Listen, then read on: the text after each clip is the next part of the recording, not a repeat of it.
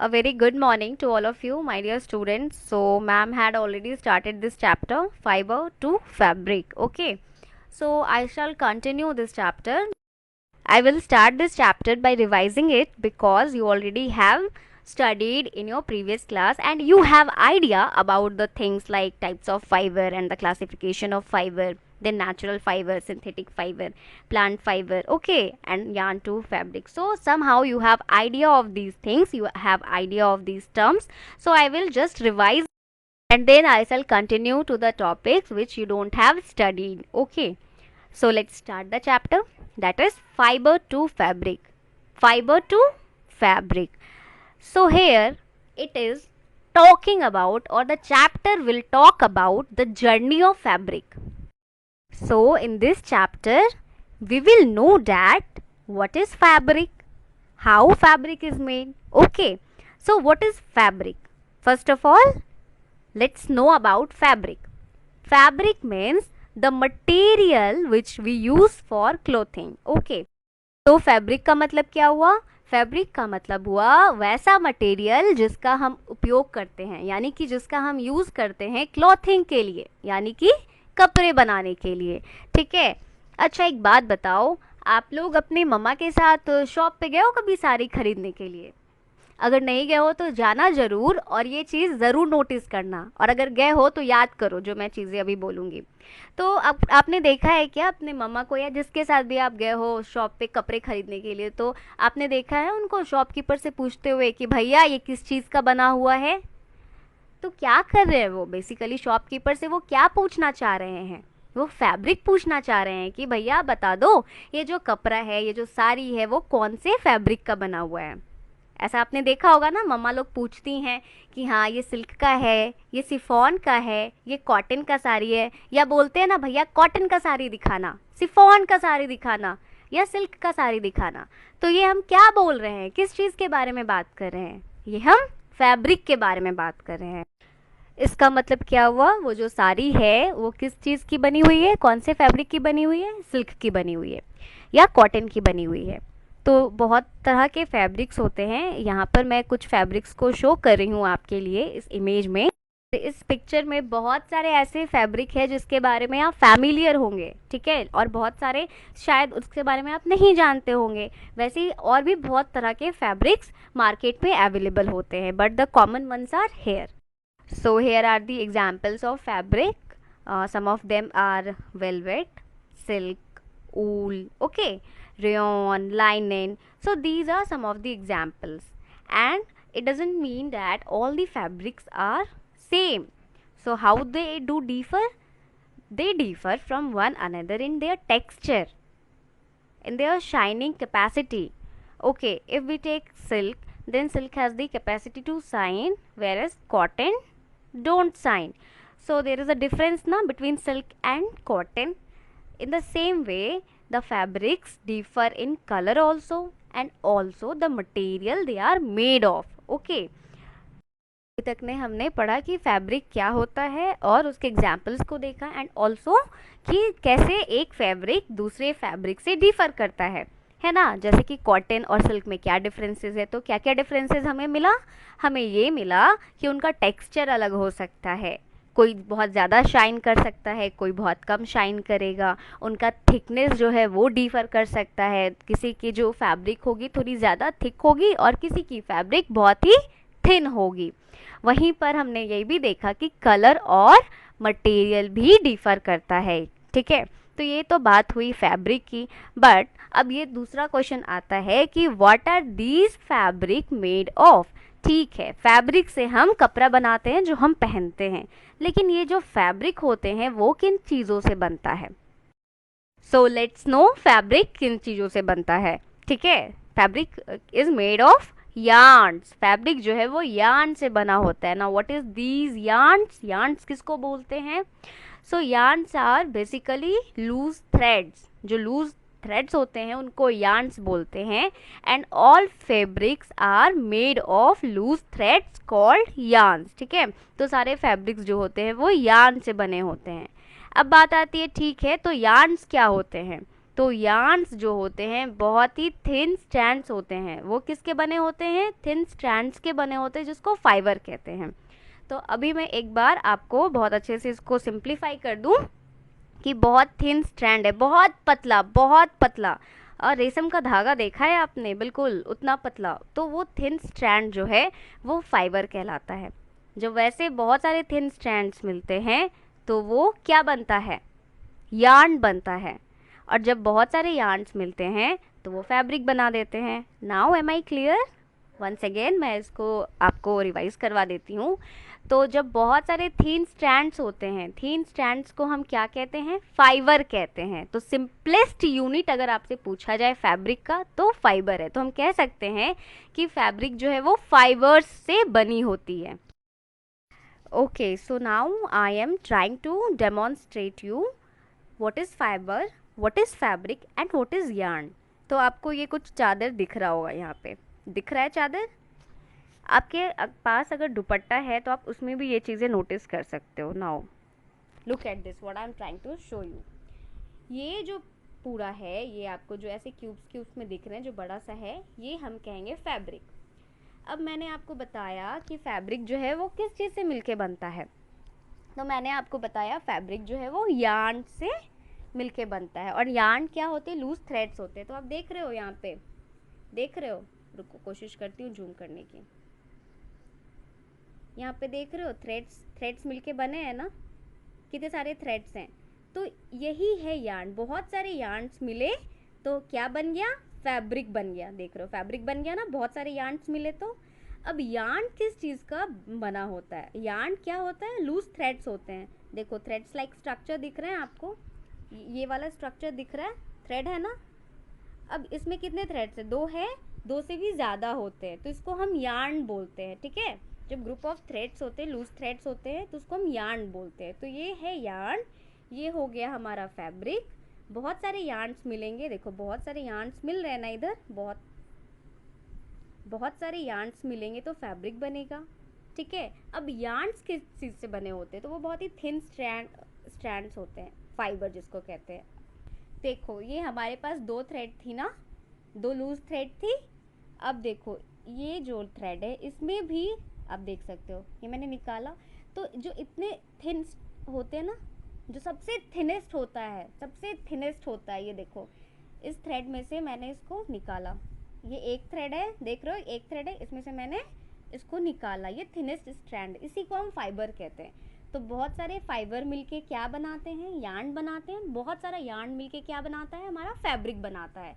So I think now I am clear, और आप लोगों को भी अच्छे से समझ में आ गई होगी कि कैसे फैब्रिक बनते हैं।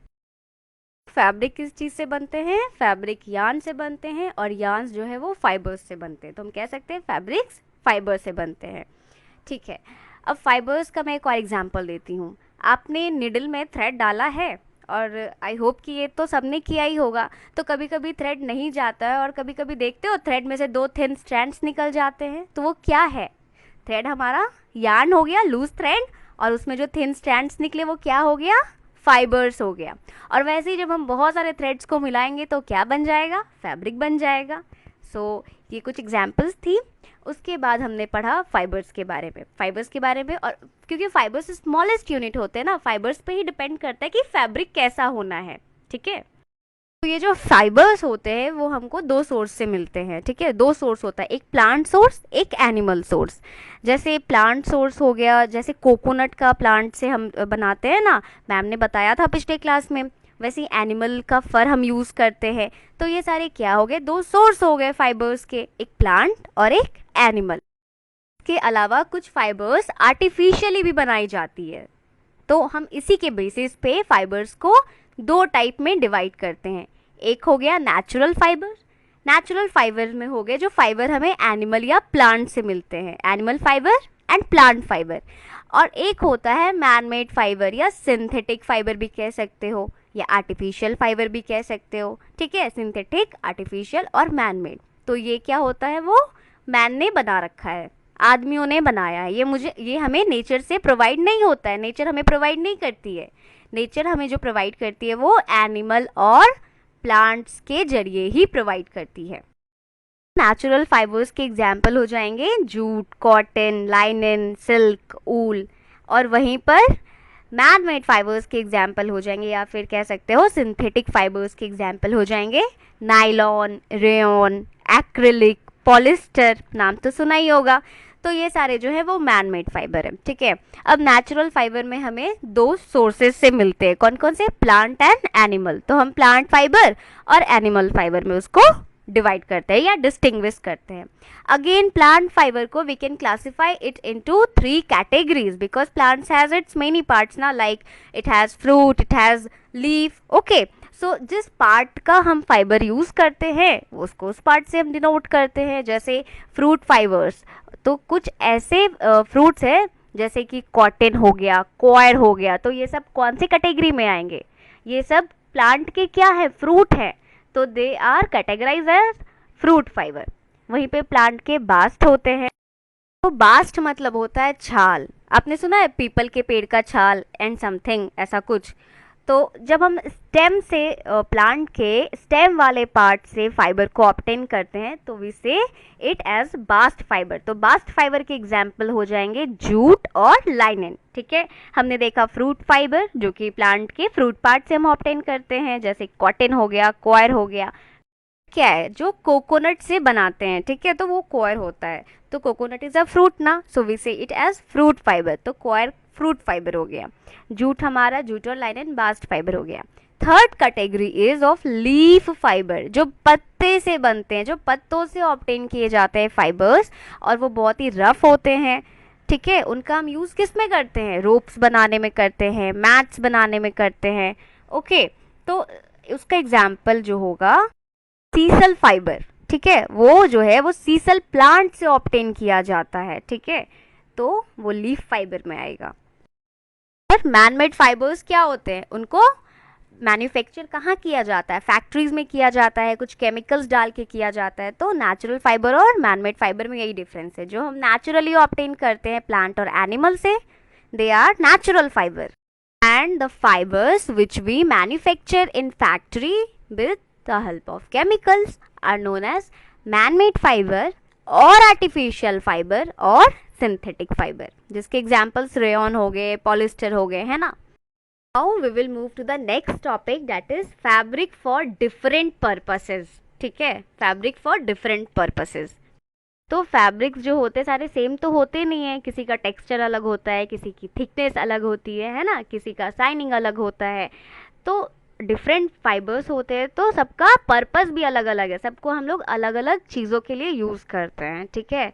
फॉर एग्जाम्पल कॉटन फाइबर को ही ले लो, कितना थिन होता है, सॉफ्ट होता है, कंफर्टेबल होता है ना। तो गर्मी के दिनों में पीपल वियर कॉटन क्लॉथ्स क्योंकि वो मॉइस्चर एब्जॉर्ब करती है और उसको एवोपरेट भी करती है। अब बताओ एवोपरेशन क्या होता है, याद है?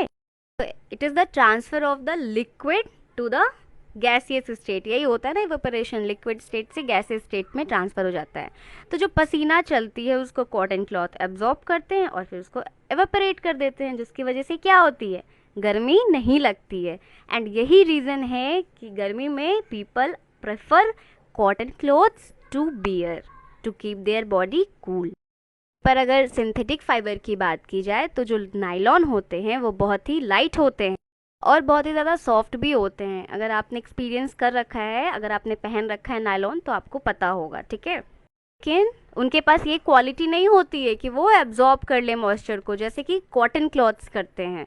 इसी वजह से they are not worn in summer, और समर में हम अवॉइड करते हैं नायलॉन्स के कपड़े पहनने। क्यों? क्योंकि पसीना तो चलेगी लेकिन वो एवेपोरेट नहीं होगी, क्योंकि नायलॉन का जो फैब्रिक होता है वो उसको एब्जॉर्ब नहीं करेगा।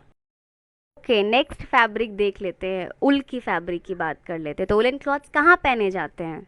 जहाँ पे मौसम बहुत ठंडी होती है। क्यों पहने जाते हैं? क्योंकि वो हमारे बॉडी को वार्म करके रखते हैं। अब वुलन क्लॉथ्स बॉडी को वार्म कैसे करते हैं? आखिर उनके फैब्रिक में ऐसी कौन सी बात होती है? जैसे कॉटन क्लॉथ्स में बात थी ना कि कॉटन क्लॉथ एब्जॉर्ब कर लेते थे, तो वो हमारे पसीने को ऑब्जॉर्ब करके एवोपरेट कर देते थे, बॉडी को कूल करते हैं, ठीक है। तो कॉटन क्लॉथ ऐसे करते हैं, वैसे ही वुलन क्लॉथ में भी कुछ बात होगी ताकि जिससे कि वो हमारे बॉडी को वार्म कर देते हैं। तो क्या करते हैं, वुलन क्लॉथ्स में छोटे छोटे देखते हो पोर्स होते हैं, मतलब एयर का वो ट्रैप कर लेते हैं वो जगह, जो टाइनी पॉकेट्स होते हैं, ठीक है, उससे क्या होता है, एयर ट्रैप हो जाता है। और एयर जो है वो इंसुलेटर है। इंसुलेटर मतलब जो कि पास नहीं करने देता है हीट को, ठीक है। तो जो बॉडी का हीट रहता है वो मेंटेन रहता है, वो ट्रांसफर नहीं होता है एनवायरनमेंट में, इस वजह से हमारी बॉडी गर्म रहती है। सिल्क की फाइबर हमें कैसे मिलती है, सिल्क वॉर्म से मिलती है। और जब हम पढ़ेंगे ना life cycle of silk worm, वो और भी ज़्यादा इंटरेस्टिंग है। तो कैसी होती है सिल्क की फाइबर, कितनी शाइनिंग होती है ना, शाइनिंग टेक्सचर होती है उसकी। और हम लोग मोस्टली कब यूज़ करते हैं, पार्टी वेयर में यूज़ करते हैं उसको, पार्टी वेयरिंग में। तो ये तो थे फाइबर्स के बाद। उसी के तरीके से हमारा जो क्लोथ्स होता है वो भी डिफरेंट डिफरेंट प्लेसेस के लिए डिज़ाइन किया किया हुआ है। जैसे इंडिया में तो आपको पता ही है कितनी डाइवर्सिटी है ना। जम्मू में कुछ और तरीके के कपड़े पहने जाते हैं, पंजाबी लोग कुछ और पहनते हैं, साउथ में कुछ और पहनते हैं ना। तो डिफरेंट पार्ट्स ऑफ कंट्री में डिफरेंट डिफरेंट क्लॉथिंग और डिफरेंट डिफरेंट फैब्रिक्स का यूज़ किया जाता है उसके क्लाइमेट के हिसाब से, कि वहाँ का क्लाइमेट कैसा है। ज़्यादा गर्म है तो कॉटन क्लॉथ्स पहनते हैं, ठंड है तो वुलन क्लॉथ्स पहनते हैं, है ना। तो आज हमने क्या क्या पढ़ाई किया, आज हमने जाना कि फैब्रिक जो होते हैं वो किस चीज़ के बने होते हैं। तो फैब्रिक यार्न्स के बने होते हैं और यार्न्स फाइबर्स के बने होते हैं। अब हम नेक्स्ट के आने वाले क्लासेस में जानेंगे कि इसको बनाया कैसे जाता है, हाथ से बनाया जाता है, मशीन से बनाया जाता है, और थोड़ा सा इंट्रोडक्शन मैम ने आपको दे दिया है, ठीक है। उसके बाद हम पढ़ेंगे कि कैसे फैब्रिक्स को आइडेंटिफाई करेंगे, कैसे कर सकते हैं आइडेंटिफाई। तो इन सारी चीज़ों के बारे में आगे की क्लास में पढ़ेंगे। फिर हम लोग डिटेल में जानेंगे फैब्रिक्स के बारे में, जैसे सिंथेटिक फाइबर हो गया आपका, फिर ये नेचुरल हो गया, प्लांट हो गया, एनिमल हो गया।